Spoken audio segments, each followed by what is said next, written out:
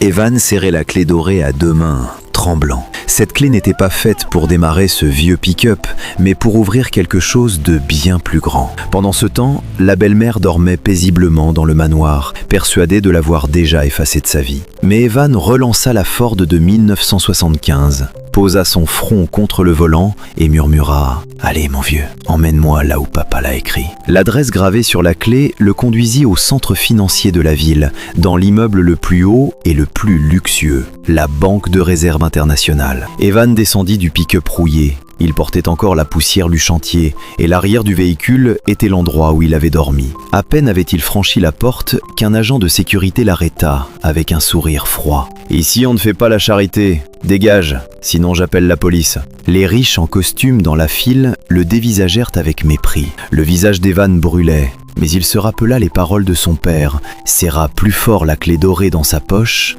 et releva la tête. « Je viens récupérer mon coffre ». Le vigile éclata de rire. « Un coffre ? Tu n'as même pas de quoi payer le bus ?»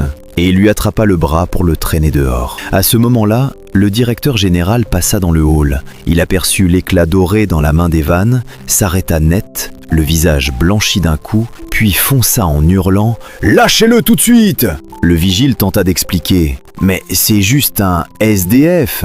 Le directeur gronda « Tais-toi !» Puis il conduisit lui-même Evan dans la zone des coffres blindés, au sous-sol. Tout était si silencieux qu'on avait du mal à respirer. La voix du directeur tremblait, mais chaque mot était clair. « Jeune homme, c'est la clé maîtresse. Coffre numéro 1, le coffre de votre père. » La porte d'acier, épaisse de 2 mètres, s'ouvrit. À l'intérieur, pas de pile de billets, seulement des dossiers, de vieux classeurs en cuir et un acte de propriété. Evan ouvrit le premier dossier et ses yeux se remplirent aussitôt de larmes. Ce n'était pas un dépôt, c'était des brevets. Le moteur inventé par son père, voilà la vraie source de la fortune familiale. Le deuxième document le frappa encore plus fort, l'acte de propriété du manoir. Et sur la dernière ligne, une clause écrite à la main par son père. Maison, entreprise, compte, tout revient à la personne qui possède à la fois cette clé et la Ford pick-up originale de 1975.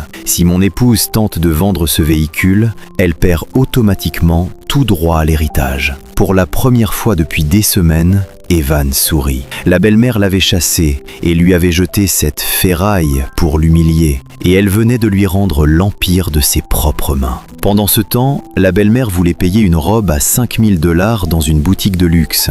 La caissière dit gênée « Désolée madame, la carte est refusée ». Elle hurla « Alors essayez une autre !» Refusée encore. L'écran affichait « Compte gelé par le propriétaire ». Elle resta figée. Le téléphone sonna. C'était Blake. « Maman, l'avocat est là. Ils disent qu'on a 24 heures pour quitter la maison. » Evan sortit de la banque, le dos redressé. Le directeur lui proposa un chauffeur, mais il refusa. Il remonta dans la vieille Ford. Le moteur rugit, cette fois comme un lion qui se réveille. Evan regarda dans le rétroviseur et murmura « Prépare-toi, belle-mère. Le propriétaire de cette maison revient. Tu veux voir sa tête quand elle rencontrera le nouveau patron ? Commente partie 3 et regarde la justice de Dieu se jouer sous tes yeux.